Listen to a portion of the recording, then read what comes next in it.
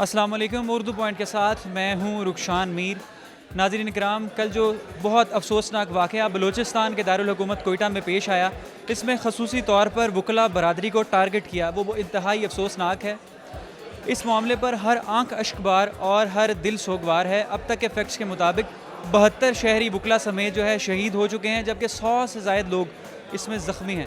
ये बहुत tragic incident है। इसी सिलसिले में आज हम मौजूद हैं लाहौर हाई कोर्ट में जिना लॉन्च में, वकला बरादरी के बीच में मौजूद हैं। आइए इनसे जानते हैं इनके क्या तासुरात हैं, क्या कहना चाह रहे हैं। ये मेरे साथ चलिएगा।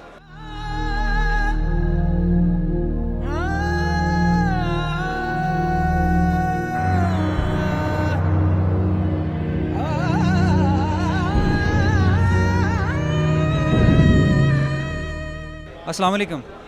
वालेकुम अस्सलाम। सर, कल बहुत अफसोसनाक वाक़या पेश आया है, क्या कहना चाहते हैं? सर, हमें इंतहाई दुख है इस चीज़ का।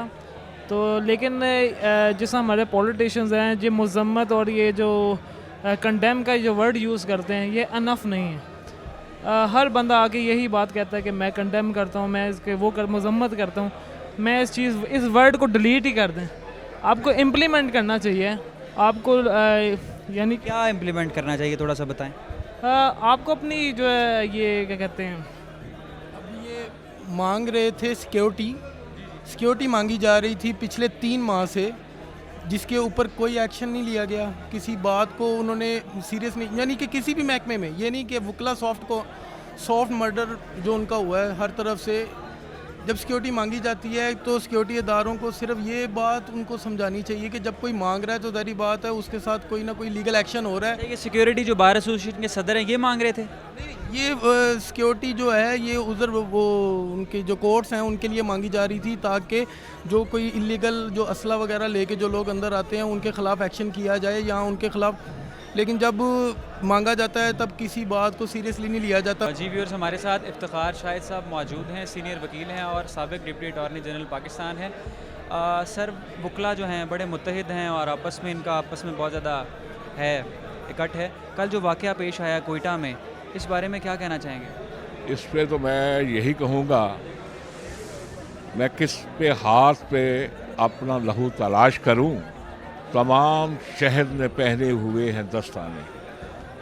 अब ये दहशत गर्दी का, इंतहा पसंदी का, मजहबी जनूनियत का ये जो तूफ़ान इस मुल्क में आया हुआ है, ये कोई सिर्फ कल वाक़े की सूरत में नमूदार नहीं हुआ। हम पिछले कई सालों से, कम से कम 2 दहाइयों से इसको देख रहे हैं। और ये जो है, मैं समझता हूँ कि रियासती इदारों की नाकामी का मुंह बोलता सबूत है और हुकूमत बिल्कुल नाकाम हो गई है। असल बात ये है कि ये वाक़या इंतहाई गैर इंसानी, बारबेरियन, घिनौना और वहशत से भरा हुआ वाक़या है और इंतहाई अफसोस है। इसकी जितनी भी मजम्मत करें वो कम है। लेकिन ये सिर्फ काम मजम्मत से नहीं चलेगा। हमारे हुक्मरान जो हैं वो मीठी नींद सोए हुए हैं। कोई लीडर जाके तालिबान के मदरसे में 35-35 करोड़ रुपया दे रहा है। ये पता नहीं कि उन्हीं पैसों से ये असला ख़रीदा गया है। ये सहूलतकारी है। जी व्यूअर्स, हमारे साथ मौजूद हैं बशीर अहमद मिर्ज़ा साहब। कोयटा से इनका ताल्लुक़ है। 10 साल इन्होंने कोयटा हाई कोर्ट में प्रैक्टिस की है और इसी साल ये यहाँ पर आए हैं लाहौर में। इनसे जानते हैं। सर, कोयटा में आपने प्रैक्टिस की, कल ये क्या वाक़या पेश आया है? क्या ऐसे थ्रेट्स थे? मैं इस वाक़े के बारे में आपको तफसील से बताता हूँ। बिलाल अनवर कासी साहब मेरे साथ ही कुली के आए हुए। दाऊद कासी भी मेरे साथ रहा, बाज़ मोहम्मद साहब के साथ भी मेरा बहुत करीबी ताल्लुक़ रहा। ये वाक़या मनु जान रोड पर वाक़या हुआ। सुबह 8 बजे का टाइम था। एक इसके जो एक्सपेक्ट से जो मीडिया में अभी तक जो बात नहीं आई, वो मैं आपके इल्म में लाऊँ कि 13 तारीख को बलूचिस्तान हाई कोर्ट के इलेक्शन होने वाले थे। इलेक्शंस में बाज़ मोहम्मद साहब भी कंटेस्ट कर रहे थे और फतेह साहब भी कंटेस्ट कर रहे थे। जनरल सेक्रेटरी की सीट पर बैरिस्टर अदनान भी कंटेस्ट कर रहे थे, जिनकी डेथ हो गई। अदनान भी कंटेस्ट कर रहे थे और दूसरी तरफ से वली और नादिर चल गई कंटेस्ट। इलेक्शन की वजह से सुबह रश, मतलब यह है कि ये वाक़या मनु जान रोड पर जिधर बिलाल साहब की रिहाइश वाक़या है, रहाइश वाक़या वो सुबह निकले, उन पर जब अटैक हुआ, ये प्री प्लान लगता है। उस वाक़ये के बाद वो तो मीडिया में हैं जो भी फैक्ट्स वगैरह। एक अंडरस्टूड था कि उनका भी सिविल हॉस्पिटल लेकर जाएगा। तमाम वकला वॉक करते हुए वहाँ पहुँच गए। ये जना रोड के सामने शोबा हादसात है और साथ ही हमजे रोड है और नर्सिंग हॉस्टल के साथ है। तमाम वकला वहाँ जब पहुँचे, आप पहले एक तस्वीर जो मीडिया में दिखाई दे रही है, उसमें बाज मोहम्मद कार साहब, बहू पता साहब, कैसे कसानी वगैरह नज़र आ रहे हैं। उसके बाद कुछ ही देर बाद जो वाक़या हुआ, इस तरह के वाक़या बलूचिस्तान में पहले भी हो चुके हैं। पहले हज़ारा कम्युनिटी के दौरान भी जब पहले नकवी साहब को लाया गया, 2013 में पुलिस लाइंस में भी इस तरह का एक वाक़या हुआ। साथ में खुद का हमला हुआ था जिसमें 17 वकला शहीद हुए थे। 17 वकला शहीद हुए थे। उस वक्त भी मतलब ये हॉस्पिटल में तो नहीं हुआ, लेकिन हॉस्पिटल के अंदर पहले इस तरह का एक वाक़या हो चुका हुआ है। हज़ारा कम्युनिटीज़ के लाए थे। आई एम नॉट रिमेम्बरिंग, मेरे ख्याल से यूसुफ नजफी साहब थे या कोई, उनको लाया गया तो उसके वक्त भी खुद का हमला हुआ, फायरिंग हुई। और खुद का वाक़या उधर भी ऐसी सूरत हाल थी। ये वकला को टारगेट क्यों किया जाता है, आपको क्या लगता है? ऐसी कम्युनिटी है जिसको जब टारगेट किया जाएगा तो हाईलाइट होगी। कोई बलूचिस्तान बदकिस्मती से वो इलाका है जिधर तमाम एजेंसियां, तमाम कुव्वतें वहाँ काम कर रही हैं। जो खौफनाक वाक़या कोयटा हाई कोर्ट में पेश आया है, सिविल अस्पताल में, कोयटा सिविल अस्पताल में वकला को टारगेट किया गया, बहुत से हल्के कह रहे हैं कि इसमें raw research and analysis wing जो भारतीय खुफिया एजेंसी है उसकी इन्वॉल्वमेंट है। आपको क्या लगता है? सबसे पहले तो मैं जो ये धमाका हुआ उसकी कंडेम करता हूँ।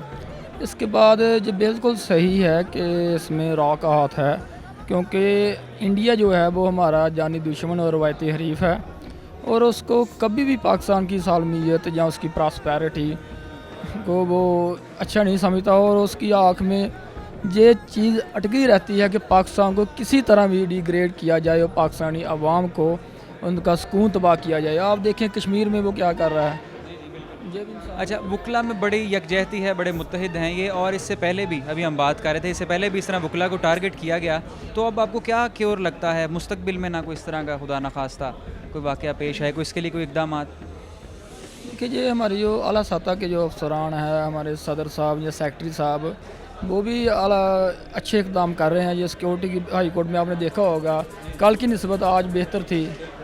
और उसके अलावा भी इंशाल्लाह वकला तो पाकिस्तानी अवाम के साथ खड़े हैं।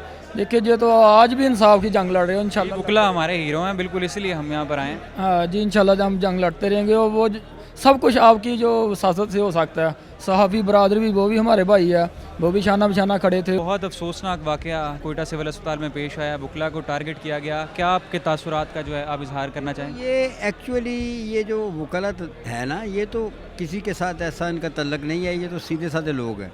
ये तो हुकूमत की नाअहली है कि उन्होंने कोई ऐसा अरेंजमेंट नहीं किया ताकि इस किस्म का कोई वाक़या ना हो। रेंजर वहाँ मुतय्यन करनी चाहिए। रोज़ आए दिन ये वाक़यात होते रहते हैं, लोग मर रहे हैं। तो हुकूमत को चाहिए कि कोई ऐसा इंतज़ाम करे ताकि लोगों को जानो माल महफूज रहे। और हमने, हमारा जो सदर है उसने ये कहा कि यहाँ कोई रेंजर वगैरह का मुतय्यन किया जाए ताकि लोग जो है ना महफूज रहे।